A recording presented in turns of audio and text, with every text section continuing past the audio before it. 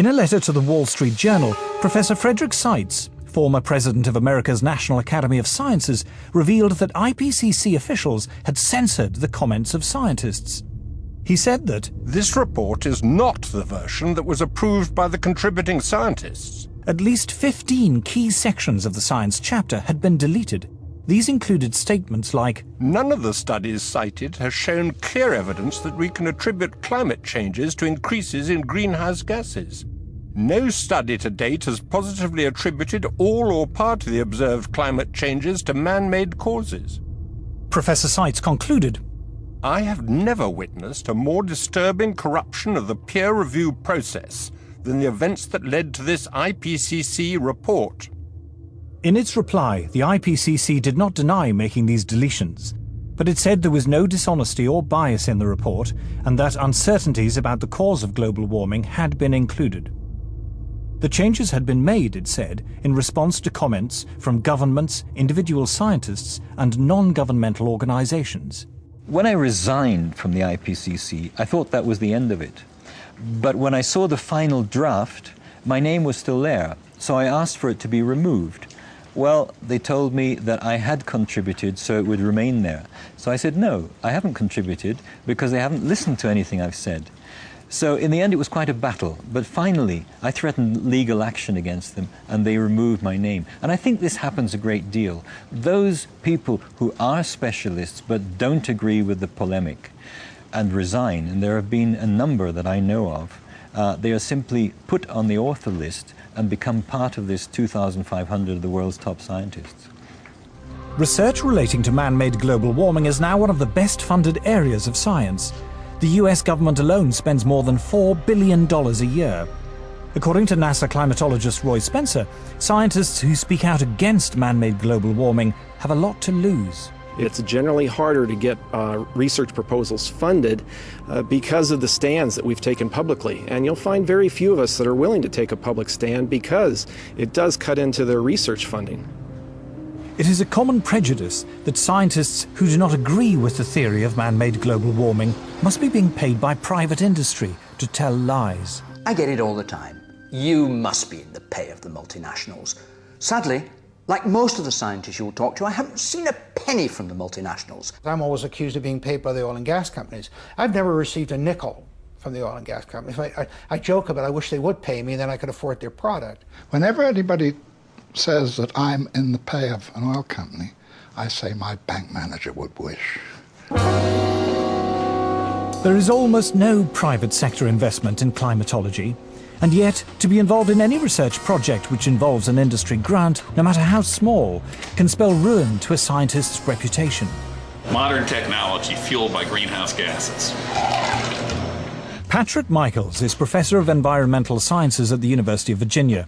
He was chair of the Committee on Applied Climatology at the American Meteorological Society, president of the American Association of State Climatologists, the author of 3 books on meteorology, and an author and reviewer on the UN's Intergovernmental Panel on Climate Change. But when he conducted research which was part funded by the coal industry, he found himself among those under attack from climate campaigners. British-based corporations are some of the worst climate criminals on the planet. Shell is based in the UK, right here in London. We have the right and the duty to take it back into public ownership, dismantle it, break it up, and send its managers to rehabilitation training. But reasoned debate is not the only casualty in the global warming alarm. As international public policy bears down on industrial emissions of carbon dioxide, the developing world is coming under intense pressure not to develop.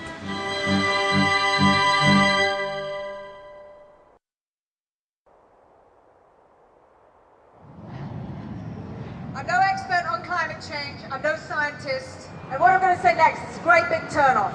It's just that. Turn it off! Anything you don't need, you're not using, it's easier than you think to make a difference. Delegates from around the world are flying into Nairobi for a conference sponsored by the UN to talk about global warming. Civil servants, professional NGO campaigners, carbon offset fund managers, environmental journalists, and others will discuss every aspect of man-made climate change, from how to promote solar panels in Africa to the relationship between global warming and sexism. The conference lasts 10 days. The number of delegates exceeds 6,000. The billions of dollars invested in climate science means there is a huge constituency of people dependent upon those dollars. And they will want to see that carry forward. It happens in any bureaucracy. Where I live, we have a local council global warming officer. There's a huge tail out there of people who have, in one way or another, been recruited to join this particular bandwagon. Anybody who stands up and says, hey, wait a minute, let's look at this coolly and rationally and carefully and see actually how much merit, how much this stands up, they will be ostracized.